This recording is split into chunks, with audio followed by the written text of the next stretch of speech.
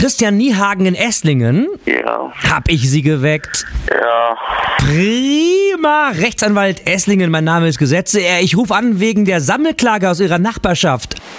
Na, die Nachbarn wollen wegen Ihres Schnarchens klagen, weil in Ihren Gärten alle Bäume abgesägt worden sind. Wie jetzt?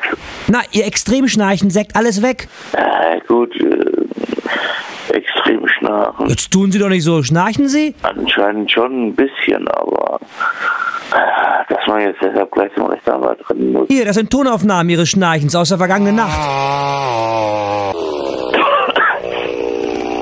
Oh je. Hauptklägerin ist übrigens Ihre Freundin Tabea Bächle.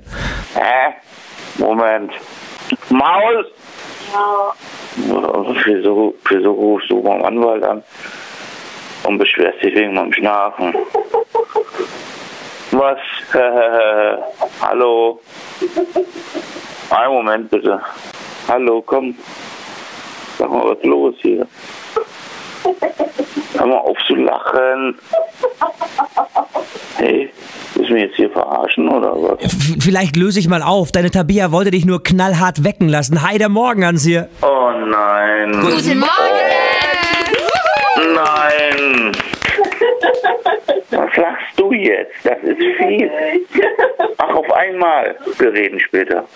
Okay, alles klar. Ja, Christian Niehagen in Esslingen. Danke fürs Wachwerden und immer dran denken, wer liebt dich ganz? Nur der Hand.